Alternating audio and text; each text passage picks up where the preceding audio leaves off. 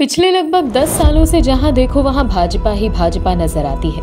लेकिन क्या आप जानते हैं, इतिहास में एक ऐसा समय भी था जब पूरे देश में भाजपा का कोई अस्तित्व ही नहीं था। उस वक्त सिर्फ एक पार्टी हुआ करती थी और वो थी कांग्रेस पार्टी। आजादी के पहले स्वतंत्रता संग्राम की धुरी रही कांग्रेस आजादी के बाद इकलौती सबसे बड़ी पार्टी थी। एक वक्त था जब ग्रैंड ओल्ड पार्टी को केंद्र की सत्ता में पूरे 25 सालों तक कोई सीधी टक्कर देने वाला तक नहीं था। कांग्रेस ने देश को एक या दो नहीं बल्कि 6 प्रधानमंत्री दिए हैं, जिनमें जवाहरलाल नेहरू, लाल बहादुर शास्त्री, इंदिरा गांधी, राजीव गांधी, पीवी नरसिम्हा राव और मनमोहन सिंह हैं। 136 साल पुरानी कांग्रेस पार्टी के अब तक 80 से ज्यादा अध्यक्ष रह चुके हैं। इनमें से 18 अध्यक्ष आजादी के बाद बने। आजादी के बाद इन 73 सालों में से 38 साल नेहरू गांधी परिवार ही पार्टी का अध्यक्ष रहा, जबकि 35 साल गैर नेहरू गांधी परिवार ने इस पार्टी की कमान संभाली है। आजादी के बाद 1952 में देश के पहले चुनाव में कांग्रेस सत्ता में आई थी।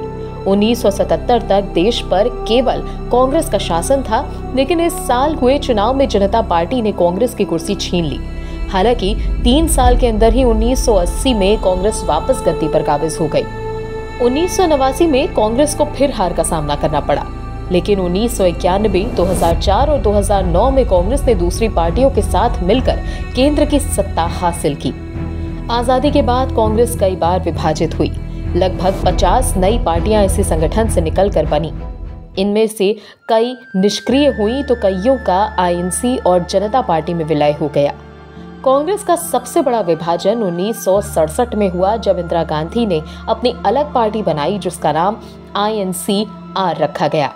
1971 के चुनाव के बाद चुनाव आयोग ने इसका नाम INC कर दिया। अब बात करते हैं कांग्रेस के द्वारा किए गए 5 बड़े कामों की। Operation smiling Buddha. 48 साल पहले भारत ने पहला सफल परमाणु परीक्षण किया। इस ऑपरेशन का कोड नेम स्माइलिंग बुद्धा रखा गया था। 18 मई 1974 को यह परीक्षण राजस्थान के पोखरण क्षेत्र में सेना के टॉप अधिकारियों की निगरानी में हुआ था। ये एक शांतिपूर्ण परीक्षण था, जिसने भारत को उन देशों में जोड़ दिया जिन्होंने परमाणु परीक्षण किया था। भारत ऐसा करने वाला दुनिया का 6ठा देश था। कुछ रिपोर्ट्स की मानी जाए तो ये परीक्षण Indian nuclear research institute, Bhabha atomic research centre यानी बार्क के तत्कालीन निदेशक राजा रमन्ना की देखरेख में किया गया था। इस ऑपरेशन को स्माइलिंग बुद्धा इसीलिए कहा गया क्योंकि उस साल बुद्ध पूर्णिमा पर इसे अंजाम दिया गया था।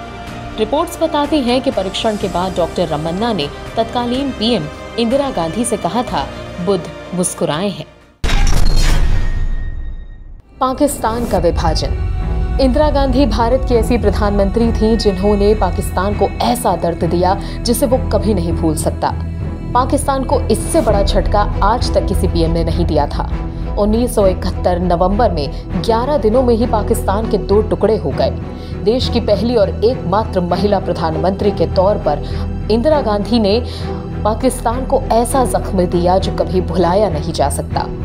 सन 1971 की लड़ाई के बाद दुनिया के नक्शे पर बांग्लादेश का उदय हुआ।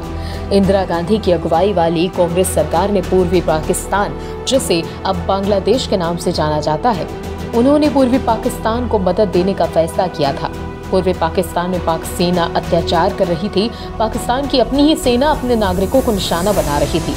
ऐसे में इंदिरा गांधी ने पूर्वी पाकिस्तान का समर्थन किया और इंडियन आर्मी को पाकिस्तान में घुसकर बांग्लादेश की आजादी के लिए लड़ रही मुक्ति वाहिनी का साथ देने का आदेश दे दिया था। इसका नतीजा पाकिस्तान से अलग बांग्लादेश बना, जिसके बाद पाकिस्तान की कमर टूट गई। मानव संसाधन विकास मंत्रालय का गठन। सन 1985 में राजीव गांधी के प्रधानमंत्री रहते हुए शिक्षा मंत्रालय का नाम मानव संसाधन विकास मंत्रालय में बदल दिया गया। राष्ट्रीय शिक्षा नीति यानी NEP 1986 में शुरू की गई थी और इसे 1992 में अंतिम बार संशोधित किया गया था।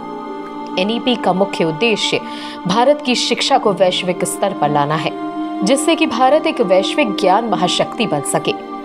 नेशनल एजुकेशन पॉलिसी के माध्यम से शिक्षा का सार्वभौमिकरण किया जा सके, जिसके तहत भारत में कुछ सर्वश्रेष्ठ शिक्षण संस्थान बनाए गए। इनमें भारतीय विज्ञान संस्था यानी IIS, भारतीय प्रौद्योगिकी संस्थान यानी IIT, भारतीय प्रबंधन संस्थान IIM, अखिल भारतीय आयुर्विज्ञान संस्थान एम्स, राष्ट्रीय रक्षा अकादमी यानी NDA, भारतीय वन्यजीव संस्थान यानी WII, academy of scientific and innovative research यानी कि ASIR जैसे शिक्षण संस्थानों की स्थापना हुई। New economic policy of India. Bharat सरकार ने 1991 में नए आर्थिक सुधारों की घोषणा की थी, जिसे नई आर्थिक नीति या LPG सुधार के नाम से भी जाना जाता है। यहाँ L का मतलब लिबरलाइजेशन यानी कि उदारीकरण है, P का मतलब प्राइवेटाइजेशन यानी निजीकरण और G का अर्थ ग्लोबलाइजेशन यानी वैश्वीकरण से है। इस दिन से भारत में एक नई आर्थिक युग की शुरुआत हुई, जिसका मुख्य लक्ष्य आर्थिक समृद्धि को प्राप्त करना और देश की अर्थव्यवस्था में बुनियादी सुधार करना था।